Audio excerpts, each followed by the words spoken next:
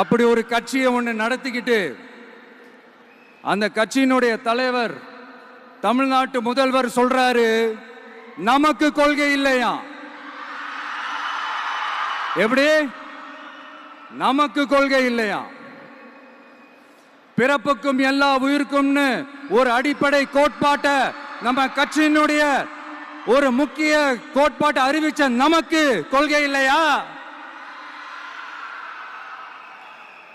எல்லாருக்கும் எல்லாமும் கிடைக்கணும், சமூக நீதி கிடைக்கணும், அந்த சமூக நீதி உண்மையான சமூக நீதியா இருக்கணும், சாதிவாரி கணக்கெடுப்பு நடத்தணும்னு ரொம்ப ஸ்ட்ராங்கா சொன்ன நமக்கு கொள்கை இல்லையா?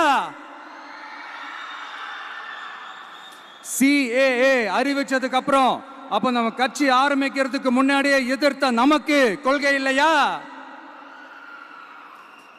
வகுப்பு சட்டத்தை எதிர்த்து உச்ச நீதிமன்றத்துக்கு முதல்ல போன நமக்கு கொள்கை இல்லையா? நீட்ட வந்தா ஒழிச்சிருவேன், நீட்ட வந்தா அழிச்சிருவேன், ஆட்சிக்கு வந்தவனே ரத்து செய்யறதே நீட்ட தான், அப்படி இப்படின்னு கதையெல்லாம் விடாம கல்விய மாநில பட்டியல சேர்க்கணும்னு சொன்னதோட மட்டும் இல்லாம அதுக்கு ஒரு இடைக்கால தீர்வை சொன்ன நமக்கு கொள்கை இல்லையா? சமத்துவம் சம வாய்ப்புன்னு ரொம்ப ஸ்ட்ராங்கா சொன்ன நமக்கு கொள்கை இல்லையா?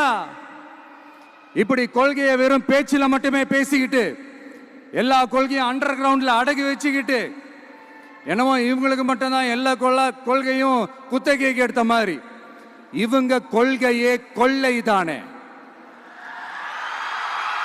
எப்படி? இவங்க கொள்கையே கொள்ளை தானே. இதெல்லாம் மக்களுக்கு யாருக்கும் தெரியாதுன்னு நினைச்சிட்டு இருக்கீங்களா?